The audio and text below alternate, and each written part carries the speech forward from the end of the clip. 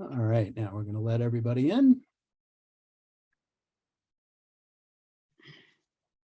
Oh, lots of people. Good evening, everybody, and welcome to History Author Talks.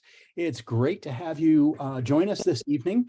And as always, I want to welcome my regulars, and I'm very much looking forward to having some of those of you who have joined us for the first time come on some of our future programs. I have been very busy despite the fact that it has been a summertime. We have just finished the conference of the Atlantic Middle States District of the Sons of the American Revolution that was held right here in Princeton, New Jersey.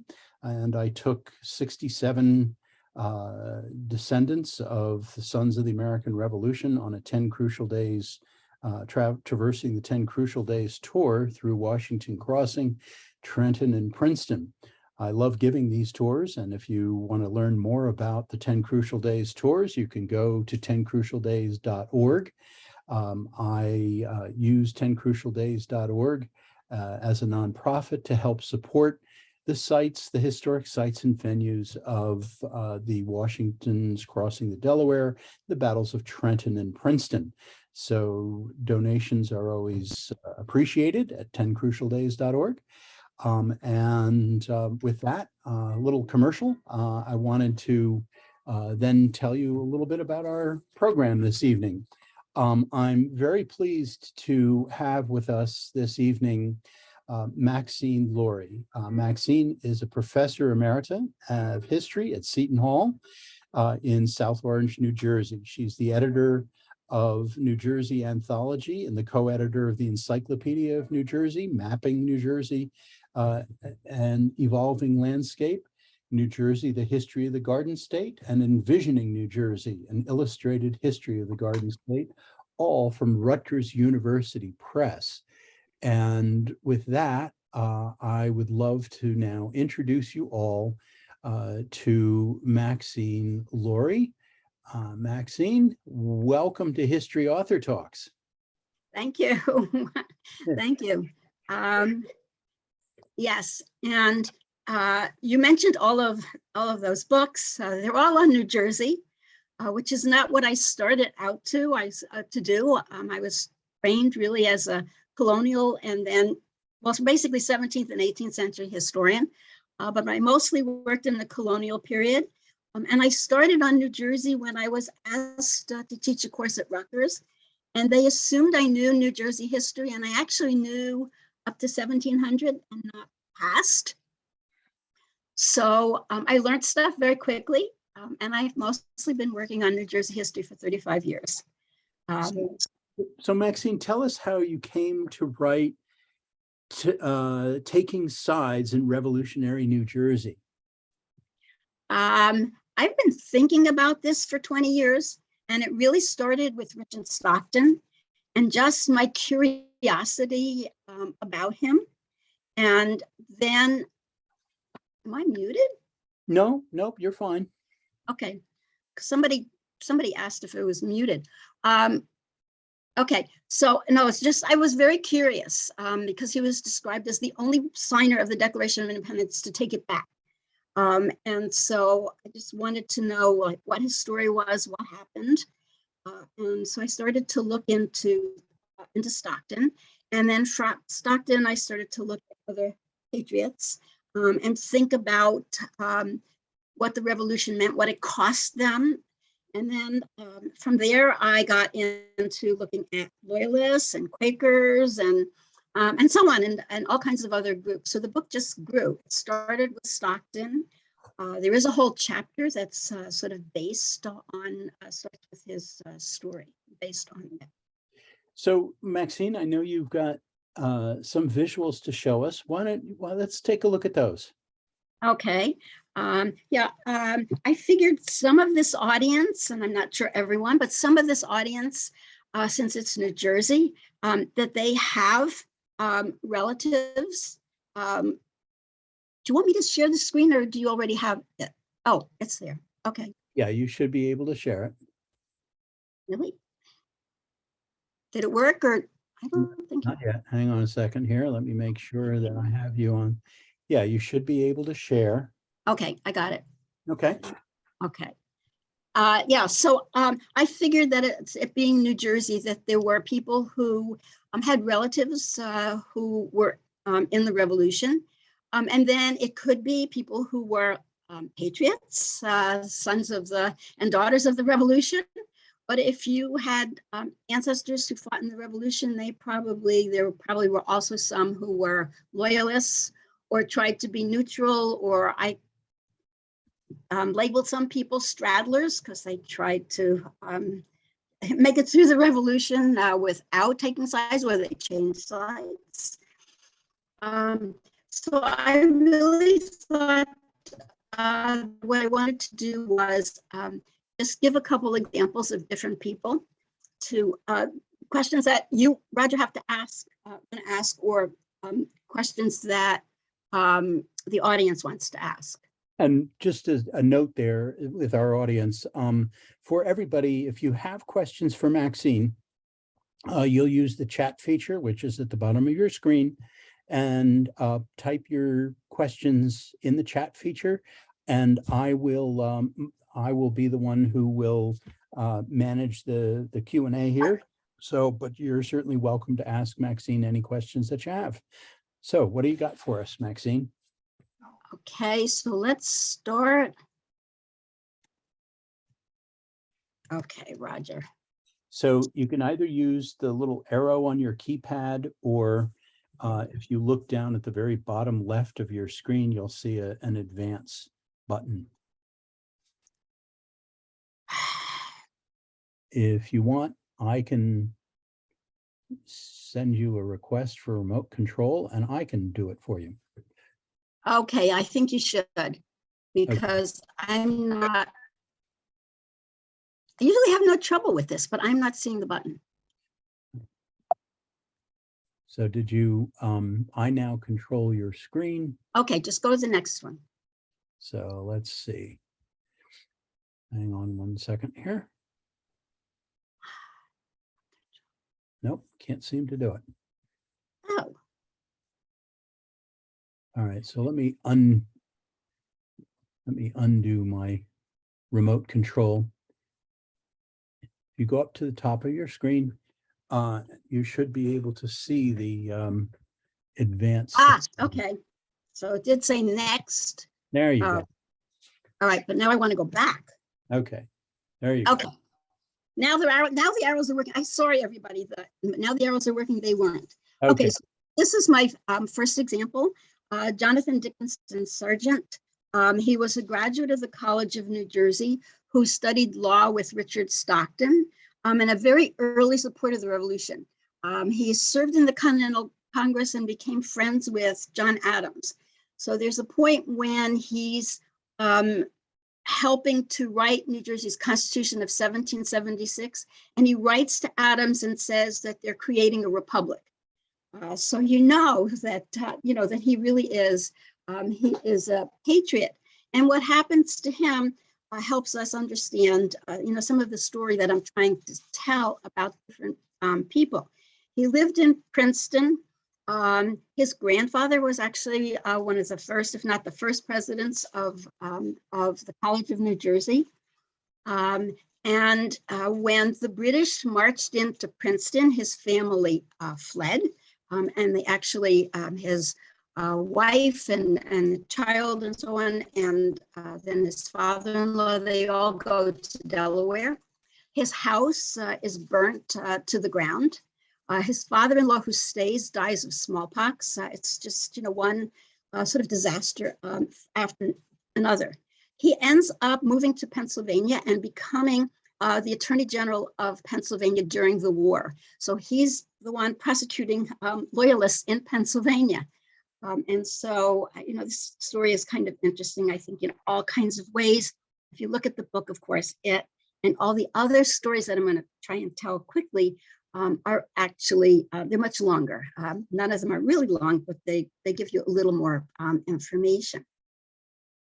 Next, again, is Richard Stockton, who really sparked my interest. in this story and trying to tell the story of what happened in New Jersey during the Revolution.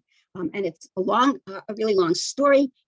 And he also was a graduate, one of the earliest in the first class, graduate of the College of New Jersey. He became a lawyer, one of the most successful lawyers in colonial New Jersey. He was appointed a royal judge and on what was basically the Supreme Court in the colony. But with the lead up to the Revolution, he is a patriot. He is a signer of the Declaration of Independence. He actively works to support especially the troops. And then he's captured by the Loyalists, sent to New York City and put in prison. And in December of 1776, which is the worst part of the war, he takes an oath of loyalty to the king, and he's released and goes back to Princeton. The story gets more complicated, but in the end, he takes an oath of loyalty to the Patriot government, and he tries to help the Patriots. So I classify him as a patriot, and I use his story to say how complicated this became and how prisoners of war were treated. Also, unexpectedly, because I kept finding more examples, how his family was involved in trying to help POWs during the war. So it becomes really important part of what I'm talking about. He lost a lot of property. He dies before the war is really over. But of course, his home, which is Morven, is in Princeton, and it still exists. So that's interesting too. The next example I wanted to talk about is the Reverend Jonathan Odell. Odell is also a descendant of the Dickinson, that's one of the founders of the College of New Jersey. He is, as far as I can tell, figured out my calculations, Sergeant's cousin. So one is a patriot, and Odell is one of the most adamant loyalists to come out of New Jersey. He served in the British Army during the French and Indian War, and then went to England and became an Anglican minister. And he comes back and he serves in southern New Jersey and across the Delaware in Pennsylvania. He is accused of treason. He loses his property. He moves into New York. He serves as a chaplain throughout the war and works with some of the major figures, British figures in New York. When the war is over, and I wanted to add, this is important, because he writes poetry, scathing poetry. So I found his language fascinating. He's very critical of the Patriots. I think some of it's funny, but I don't think they thought it was funny. And you have to read some of it to get the flavor of what he's saying. When the war was over, he moved to Canada, and he remains in Canada for the rest of his life. He's successful enough that he doesn't ask for any money from the British. He doesn't file any kind of claim for lost property with the British. And I was very happy when I found, I'd never seen a picture of him. And I was very happy when I found this one and managed to, it was not so easy. Okay, then another example that I wanted to talk about is, well, this is the Whittle house, but it's really Ann Cooper Whittle, who was a Quaker. The family built this house along the Delaware. It ends up really in the middle of the Battle of Red Bank. In fact, the Patriots had used part of their property to build a fort that they were defending in the battle. And it's also interesting because really in the last 2 weeks or so, it's been reported that the archaeologists working at the house all of a sudden discovered the remains of some Hessian soldiers that had been buried there, left behind and buried there at the end of the battle. And if I may, Maxine, last week's program, we had Wade Katz, who was the chief archaeologist. Okay, right. For that excavation, was on the program. So people can go to History Author Talks Right. program, and they can learn about the excavation that took place within just about 400 yards of where this house is.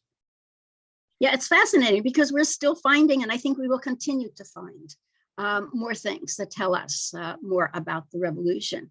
But the Whittle family were Quakers, and Anne Cooper Whittle was a Quaker who at one point in the middle of the battle was in the basement taking care of soldiers, wounded soldiers from both sides. And also as a good Quaker, she was scolding them for fighting.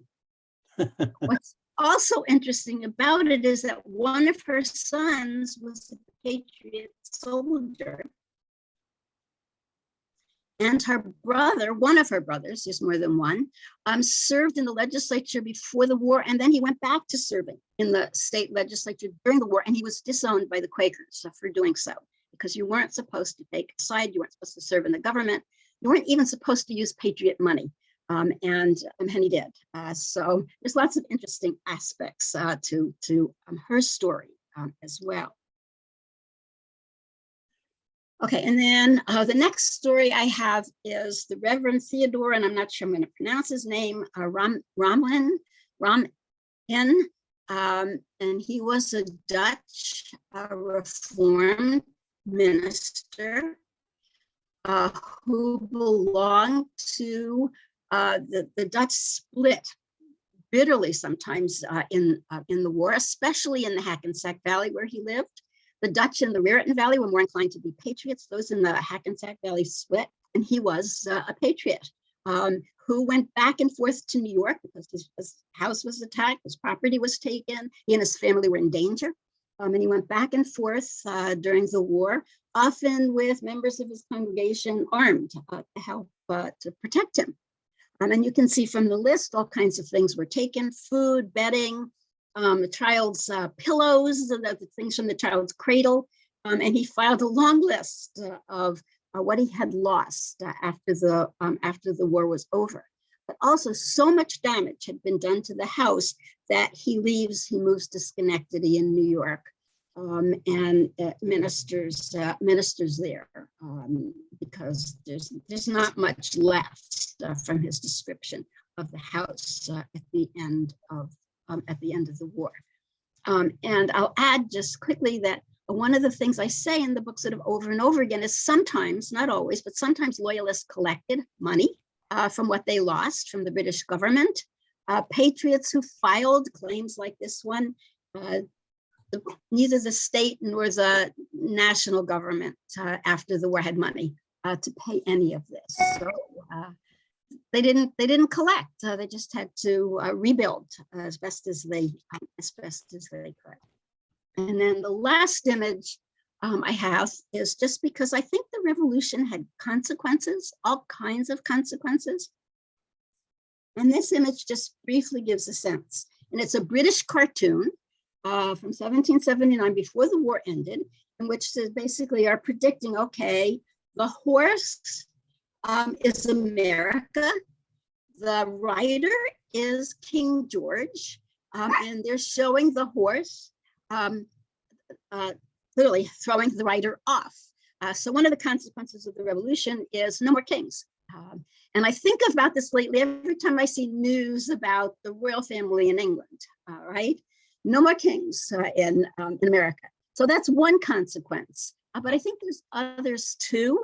And if you look at New Jersey's Constitution of 1776, it makes it very clear that it was aiming at protecting rights that really weren't guaranteed. It weren't guaranteed in the colonial period. And this included regular election, jury trials, freedom of religion. These are really fundamental things. So I think it's worth thinking about that too. Okay, I tried to go fast, Roger, so now I'm going to turn it over to you. Sure. Okay.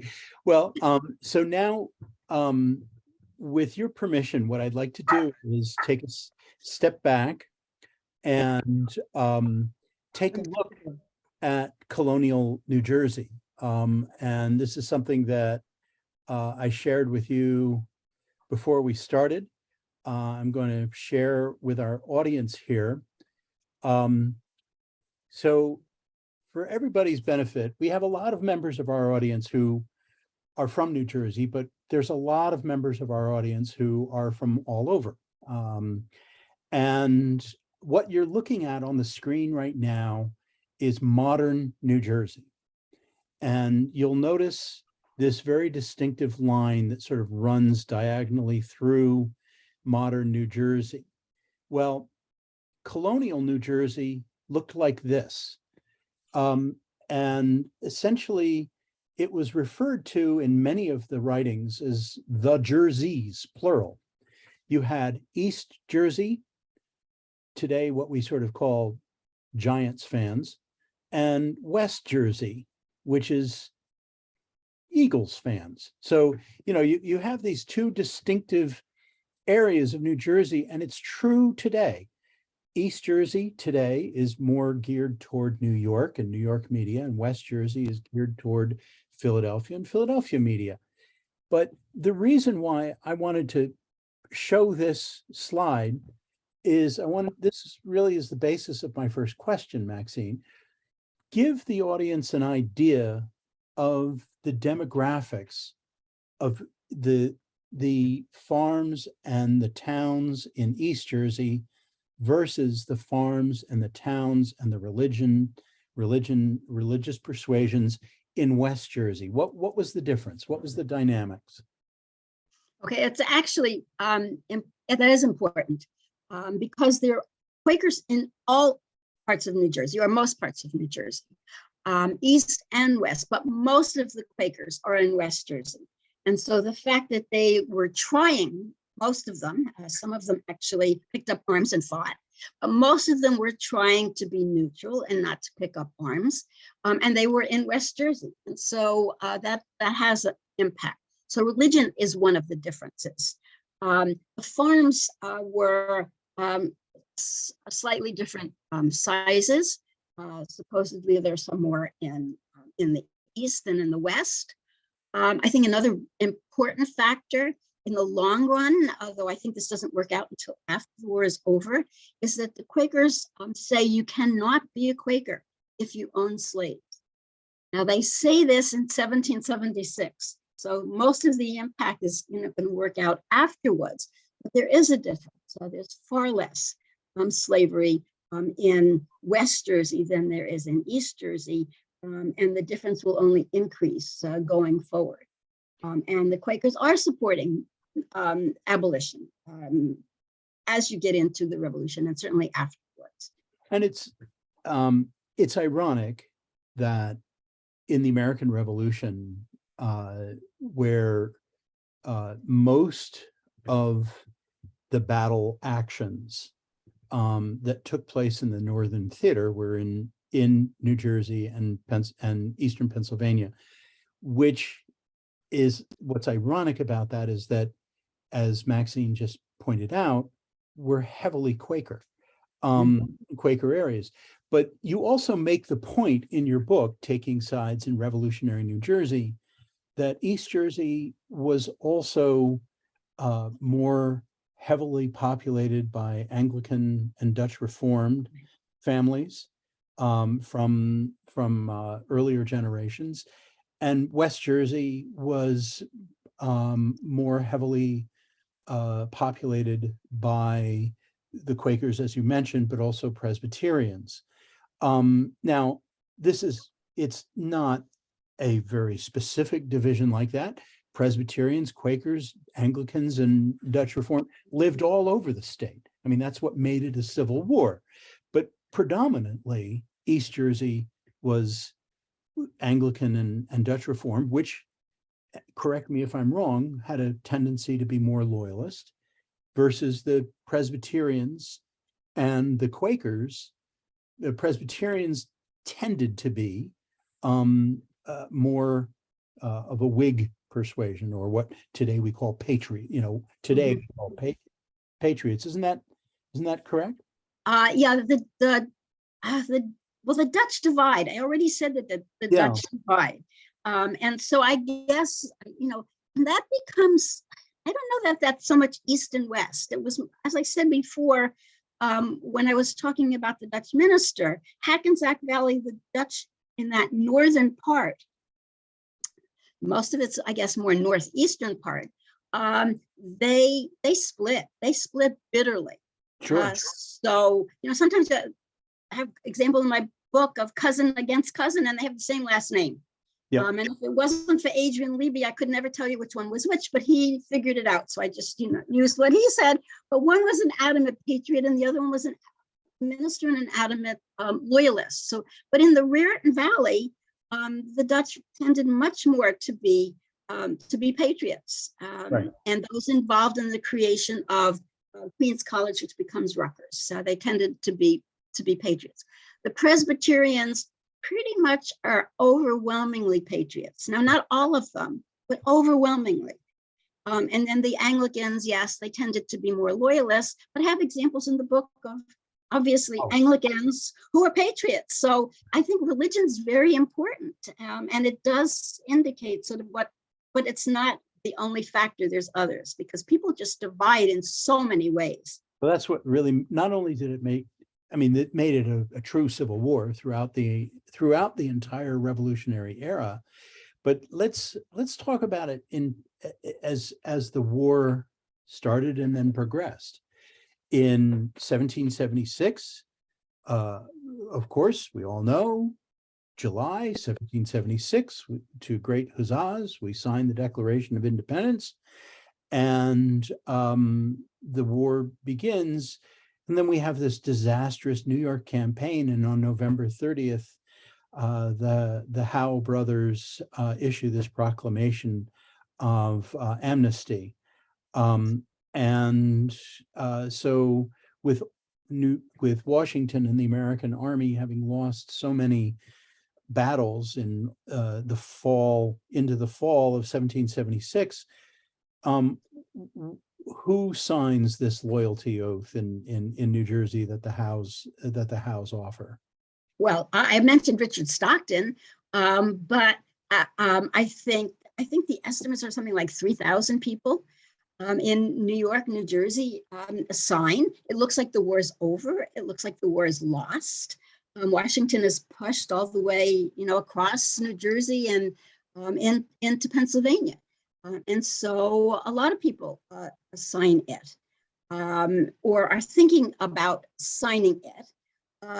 But then, the British managed to, and the fighting's going to go on just about through the whole war, but the British managed, as they're fighting, also to alienate some of the people who, originally would have supported them. Or when they're pushed back out of New Jersey, the Loyalists who left behind are abandoned. And so it gets really complicated. So as the war progressed, and the Patriots, there were some more successful campaigns. It's funny, I often look at the Revolution, it's like a tennis match. The Americans push the British out of Boston and they win a point. Then the New York campaign, the British win. Then the 10 Crucial Days, the Americans win. Then the Philadelphia campaign, the British win. It goes back and forth. As the war starts to move down south, Washington and the Americans are still hovering in the Watchung Mountains in New Jersey, and the British are sort of penned up for the most part in New York, in today's Manhattan and Staten Island. But what happens in New Jersey in the years 78, 79, 80? What's going on as far as how the populace is evolving toward the Patriot cause, or supporting still supporting the crown? I think in part, that's what I was trying to say, just before, which is that the British actually, well, the war doesn't end in New Jersey. The last battle of the Revolution is fought in New Jersey, and that's like 1783. I was just when the peace treaty comes. It doesn't end. It's because the British are in Manhattan. It just doesn't totally end. So the fighting continues because the British are in New York. So they're fighting for supplies in northern New Jersey. When the British are in Philadelphia, they're fighting for supplies. The British are in, the Americans are in Valley Forge and the British are in Pennsylvania, and they're fighting for supplies in southern New Jersey. But because the British remain in New York and they try several times later to come in to catch Washington, it doesn't totally go away. So it's different than some other places. And I think it's more devastating in the long run than some other places. And people in New Jersey, I think two things happen. They get tired of the war. They get tired of fighting. They get tired of the young men or people who are farmers. They need to go back and take care of their farms. So they do. There is war weariness. I think that's certainly part of it. But they also were alienated by the British actions and British attacks on them and their property. So there's, I think, several things that end up going on at the same time. So we've got some good questions from some members of our audience here. Let me throw these out to you. Donna Atkinson asks, did the loss of New Amsterdam to the British contribute to the members of the Dutch Reformed Church supporting the Patriot cause? No, I don't think so, because that's more than 100 years earlier. So I think this becomes a totally different matter. The Dutch do move out of New York in the 70s. Well, they own part of New Jersey or control part of New Jersey and then the British keep them out. And the Dutch stay, they don't leave. And then more come into New Jersey afterwards from New York. So they're moving into New Jersey from the 17th century on. But no, actually the Dutch split in part over issues related to the Great Awakening. And they split into a conservative faction and a more liberal faction. And it's the more liberal faction that's wants services in English, not just Dutch. They support the establishment of Rutgers. So there are a number of differences. And so that's really behind the split, not the fact that the British 100 years earlier had taken over. So Bob Wong asks a great question, which you touch on very lightly toward the end of your book. Some Loyalists returned to America after the war and were able to live relatively peacefully. Can you comment on the different circumstances of how Loyalists were able to do this? Yeah, that's one of the things that I didn't expect to find when I started working on this. I wasn't even going to work on the Loyalists. And then people at Rutgers showed me something that was really interesting, a series of letters between the Anglican minister in New Brunswick and a Loyalist who had gone to England, and he needed help getting his property back. So then I started really being interested. I started being really interested in this. And the minister stays when the war is over. And the Loyalist who had gone to England, he says, I'm never coming back. And he tells his relatives, I'm never coming back. So then I was startled to begin to realize that there are Loyalists who come back. Some of them come back rather quickly. Some of them come back later. Some of the stories are really interesting. There's one Loyalist, Stephen Kimball, who he fights with the British. He's a British officer. He becomes a general. 30 years later, he goes back to the family home in New Brunswick. I did not expect to find these kinds of stories. So it's very interesting. And I think those who come back do because there's still family ties. It's not just property, but they literally have relatives who have stayed. And that's, I think, one of the things that draws them back. You want to use to listen to this. So for some reason, my watch just started talking to me. I don't know why. Excuse me. I'm sorry for that. We had to banish our puppy because she started barking. I'll banish my watch. Maxine, we often read the very general statement that during the American Revolution, the population was really split into thirds. A third were Patriot, third were Loyalists, third were straddlers, is what you call, or just neutral, you know. So that's, you know, it's a very general statement. And of course, we know there's an ebb and flow depending on location and depending on where troops are sitting. We know that. Tom McAndrew from the Philadelphia Roundtable asks a great question here. There were a sizable number of Loyalist troops that were raised in West Jersey.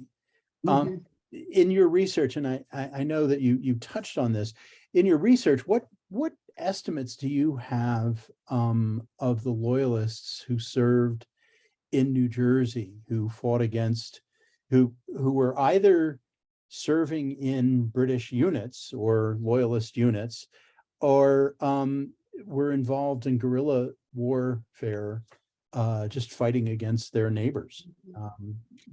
I think they're all estimates. I think we don't have absolute figures for any of it. But I think the estimates are that there probably are more Loyalists from New Jersey than from some other places. Certainly, if you look at, Western Massachusetts is different, but parts of Massachusetts, New Hampshire, I think that, you know, there are fewer Loyalists. Part of that, I think, is, again, conservative religious background. Some of it are immigrants who, you know, German immigrants and so on, who also support the British. And I think part of it also, of course, is that the British were in Manhattan almost the entire time. And units that they raised from the local population were located in Manhattan. They're located in Staten Island. And of course, some of them are in New Jersey and fighting from their own homes. But you have that support from the British, who are so close. And then part of the early on, when they're in Philadelphia, you have the other end too, that the British are also at the other end. They're in Philadelphia, they're in the southeast part of New Jersey. And so I think that's part of it. Sure. So New Jersey is referred to by many writers, has been over the decades, as the crossroads of the Revolution. Explain why New Jersey is the crossroads of the Revolution. Okay. Yeah, I think you were showing a map. I think you need a different kind of map than, you know, one just with the divisions between East and West. You need a map showing the rivers and the mountains of New Jersey. So New Jersey is the crossroads in part because the Watchung Mountains, as part of the Appalachian Trail goes through, part of New Jersey. And the valleys inside between the ridges of the mountains was a pass. So Patriots could go north and south, and it was harder for the British. They couldn't get up into the mountains. They couldn't get up into Morristown. They tried, but they couldn't get up in there to get Washington and the other Patriots. So the geography is part of it. As I mentioned, the British are in Manhattan, they're in New York, they're in not just Manhattan, but lower part of New York. They're in Philadelphia for a while. New Jersey's in the middle. It's the crossroads, it's in between. So in terms of, geography, in terms of location, it really is the crossroads. And it's also one reason why there's so much conflict and fighting in New Jersey. And then I think the other part would be that New Jersey is, used to say the bread colonies. Started as a colonial historian to talk about the bread colonies. New Jersey produced an enormous amount of food, grain, cattle, all kinds. There's a wide variety of food stuff that would be fit for horses and fit for the soldiers. So this is also why New Jersey gets caught in the middle. It's the kind of things that people are growing, the kinds of things that they're producing. And the quantity is really interesting. And one of Ann Cooper Whittle's sons is a farmer, and he left a diary. And it was one of the most interesting sources I looked at, because he talks about, it's the farmer, he's talking about what he's raising and just the quantity and the variety of the products gives you a real insight into why New Jersey also was important. We're called the Garden State for a reason. I mean, this is when we were first referred to as the Garden State. When we talk about the British and the Hessians landing off of Staten Island, essentially, when the British and the Hessians landed, they created the second largest city in America just by landing, getting ready for the New York campaign. And with all of the New England troops that had come down to Long Island and Manhattan before the New York campaign. So you have the British, the Hessians, and all of these New Englanders and the newly formed Virginia regiments and such, Maryland and Delaware. You had to feed all of those people. and a lot of that came from New Jersey's farms. So it became critical to control the garden, as it were, to feed all of those troops. I think that's fascinating. So let's talk about the straddlers, the trimmers, and the opportunists a little bit. I found this a wonderful chapter in Taking Sides in Revolutionary New Jersey. Tell us about what decisions went into families had to make to decide if they were going to take up arms, if they were just going to sit on the sidelines, or if they were going to absolutely step up and join the crown troops to put down these rebels. What tell us about the straddlers, the trimmers, and the opportunists? Okay. I was struck because I have chapters on the patriots who are firm patriots and the loyalists who are firm loyalists. I was struck by how many people were convinced of their side and stuck to it. And then there's the straddlers, the trimmers, the opportunists. And I think there are differences. I think the opportunists are just that. They'll switch from one side to another, whoever they think is winning, whoever they think will protect them, or they can do the best in the long run. And somewhat more interesting are those who are caught in the middle for other reasons, because they have family on both sides. And so they're caught for that. Because I think Walter Rutherford is one of the people I talk about, and he was a British soldier. He had served in the British Army and married a woman. The family's important both in New York and New Jersey, but he marries it basically into New Jersey society. And he says, I can't fight against what were my fellow officers. He wants to just go Western New Jersey and sit on a farm and stay out of the war. He doesn't want to have to take a side. There's a point at which he, isn't given that much of a choice.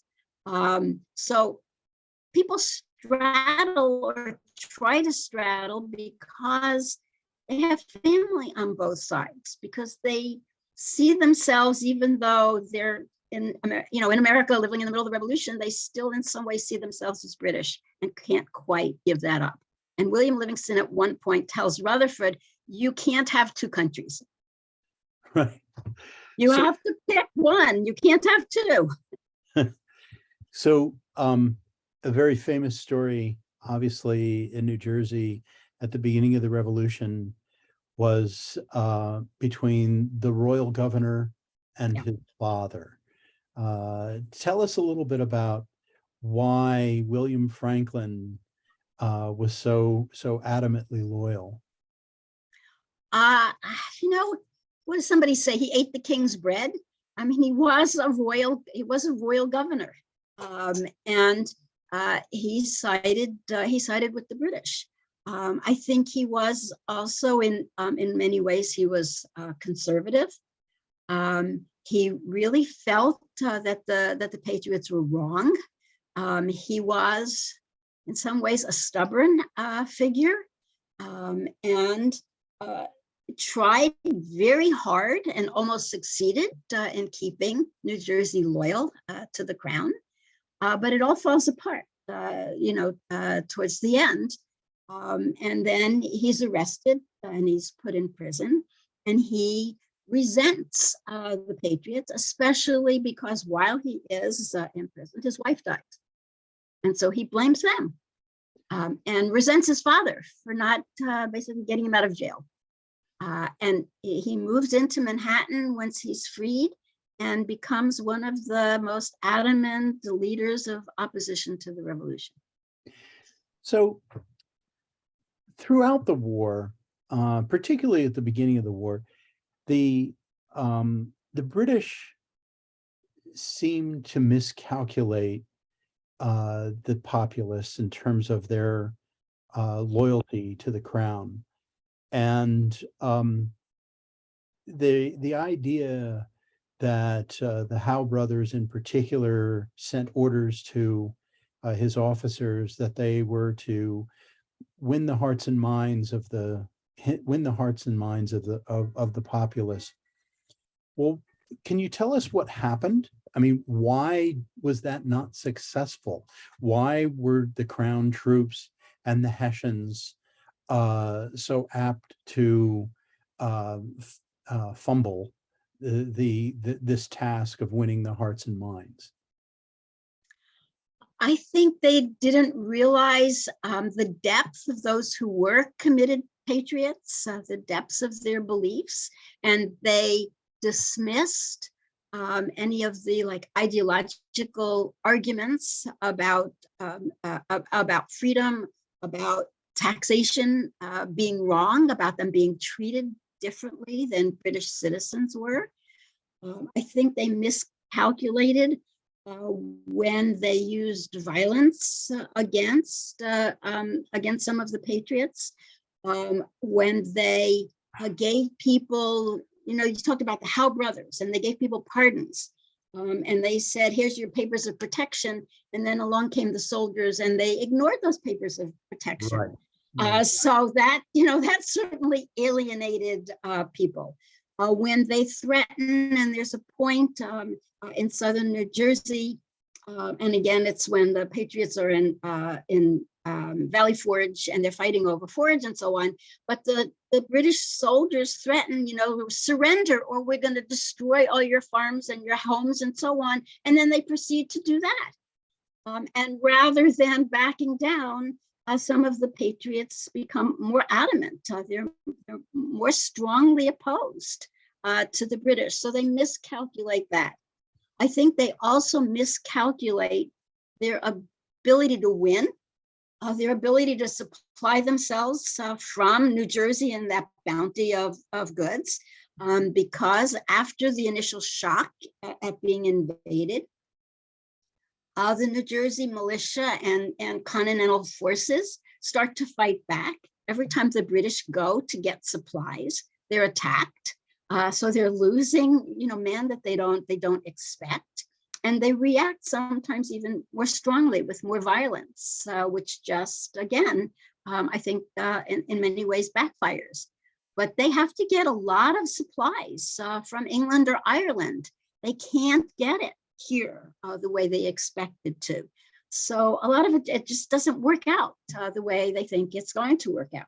And of course, with the Hessian auxiliaries, it didn't help either, because they had a totally different view, despite what the commanders in the British Army might tell them to win the hearts and minds. For the Hessians, this was a war of conquest. I mean, they had no compunction whatsoever, regardless of the supposed loyalties of the of the populace. They were going to take what they needed, and Yeah, well, there's some of that, but I think that's also true of some of the British soldiers as well. Yes. so I think after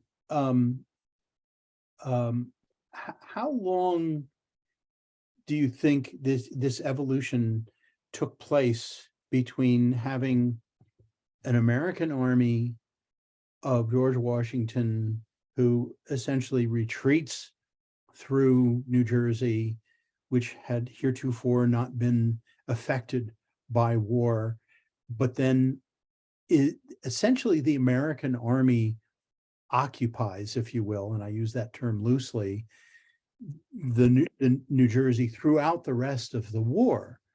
And unlike some of our later wars, where we are involved in insurgent wars like in Vietnam or even Afghanistan, with the army having occupying the territory, the state of New Jersey, the populace actually becomes more supportive of the American army, and the Loyalists start to flee. They go into the Pine Barrens. They leave their farms completely and go to Nova Scotia and to England. And I think that as the war moves down south, New Jersey becomes more solidly on the side of independence, and the populace seems to move in that direction. Is that a fair assessment? Something really crucial happens very early on, and you talk about the 10 crucial days. And I'm not a military historian, so sometimes I look at the military history, but I look at other aspects. So I think one of the really crucial things that happens is that the British overrun New Jersey from November, to December. Right. They overrun New Jersey.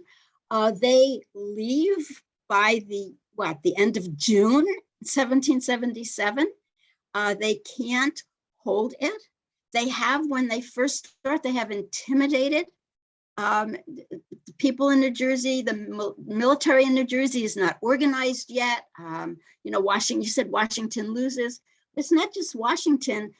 What starts to happen is the local militia turns out. So it's a continental army, but it's also local forces, state forces, local militia forces, and they start turning out. Livingston, nobody knows where he is in early January, but he returns. The government of New Jersey revives. The British never create really a government in exile. They hold on to control of New Jersey. So for all the problems, and there are a lot of problems throughout the war, by the time you get to the end of January 1777, it may be tenuous sometimes, but they hold on to control of the government, and I think that's really important too. So let's look at a visual, because I just happen to have it handy. So of what we're talking about right now. So if what Maxine was just talking about is essentially what you're looking at here is the British occupation of the Jerseys in December of 1776. And you can see that all of the towns that span down the New Jersey Turnpike today, okay, you've got Newark and Elizabeth and Woodbridge and New Brunswick and Princeton, et cetera. So you're essentially going down that diagonal across the state of New Jersey. The British occupy the most heavily populated areas of the Jerseys, and you see the blue down in the lower left-hand corner. That's where the Americans are on the western bank of the Delaware River. Well, after the 10 crucial days, this is what it looks like. The Americans occupy that entire area that was once occupied by the British, except for this small sliver along the Raritan River up to Brunswick. The British occupy Staten Island, Long Island, Manhattan, and that small sliver up to Brunswick in New Jersey.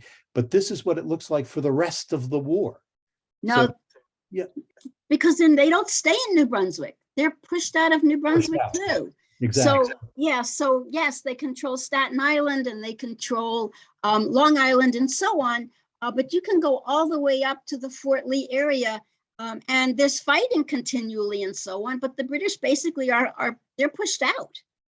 Well, what's often not talked about, we hear of the Battle of New York, we hear the Battle of Trenton, the Battle of Princeton. What's fascinating to me is the Forage Wars of 1777. And between January of 1777, after the Battle of Princeton, and August of 1777, before the British leave Staten Island and New York and head down to Philadelphia, there's more fighting, and the British and Hessians actually lose more soldiers during that period, between January and July of 1777 than they do in either the New York campaign or the upcoming Philadelphia campaign. The Forage Wars are fascinating. And all of that fighting is going on in what is today central New Jersey and Middlesex and Union and Hudson and counties and Somerset counties. There's a lot of fighting that's going on. Now, I talk about the fighting. Maxine says she's not a military historian, but of course, when there is fighting, it affects the women, it affects the farms, it affects everybody. And it's a hardcore, certainly a hardcore civil war. So tell us, Maxine, why was this important why is it important to understand what went on in New Jersey in the greater context of how the revolution was won? Okay, I think, again, New Jersey is a crossroads. Take out New Jersey. If the British controlled all of New Jersey, as they did for a short time, but if they controlled it for the whole war, this would have cut communication, cooperation between North and South, and they would have had all that food and supplies that are produced in New Jersey. So the fact that they didn't had, I think, all kinds of serious implications in the long run. I think it is very important. And how, I mean, you talk, you tell us a good number of stories with all of the families in New Jersey about the women, the enslaved in New Jersey. I think a lot of people would be very surprised to understand how many enslaved people there were in New Jersey during this period of time. You mentioned earlier that the Quakers had already essentially made slavery verboten, but that didn't really occur until after the war. What was the effect of this Civil War on women and the enslaved people and Native Americans? Because there still were Delaware Indians in the state. Okay, they take sides too. So you find them, interestingly enough, on both sides, and it has an impact. Women could be adamant patriots or stubborn, irreconcilable loyalists, just as much as the man. I would say probably most of the time, husband and wife took the same side, but they didn't always. So there's one, I think it's a one sentence thing, but that I mentioned, there is one patriot who apparently put a sign up over his fireplace saying no loyalist talk here, because he was a patriot, but his wife was a loyalist. Women took both sides, and it has long range implications because some of the loyalist women come back and try to get the family's property back years later. So this goes on for quite a while. African Americans, interestingly enough, I think my historians have mostly concentrated on the fact that They often went over to the Loyalists because they expected them to get their freedom. But I think historians are finding more examples of African Americans, slave and free, who fought for the Patriots. And sometimes they got their freedom afterwards, and sometimes it got a little more complicated. But because abolition is starting to become more important, and because there are some who gained their freedom during the war, the number of freed Blacks in New Jersey increases with the war. Excellent. So yes, and then the Indians, sadly, no matter which side they took, they were in trouble. They were just sadly, yes. So goes our challenging part of our history. We're going to have to end it there, Maxine. I could talk all night. I appreciate your spending this hour with us. And I thank you for that. To everybody, this program has been recorded. It will be available at historyauthortalks.com on the past programs show. I want to remind you that Maxine's books are available. If you go to History Author Talks and you look at the past programs tab tomorrow when I post it, you'll be able to purchase Maxine's books. I have a link to bookshop.org with proceeds to benefit the Sons of the American Revolution Genealogical Library. Again, I thank you if you want to make a donation to 10crucialdays.org so that I can continue my public history work. I'm going to take a little bit of a sabbatical here. I have my next program is scheduled for September 20th with Christian McBurney, who has just released his book called The Dark Voyage, which is just fascinating work. But with that, as always, you can see many of the activities that are happening, events at 10crucialdays.org. We have a calendar there. There is at the New Jersey Society Sons of the American Revolution, njssar.org. We have an events calendar that has a whole host of wonderful Revolutionary War events that are happening. You can always check History Author Talks for other virtual programs that are available. Remember to support your historic sites in your area, no matter where you are. And I want to thank you all for spending an hour with us this evening. Thank you, Maxine. Thank you all. Good night, everybody. Thank you, Roger. Take care.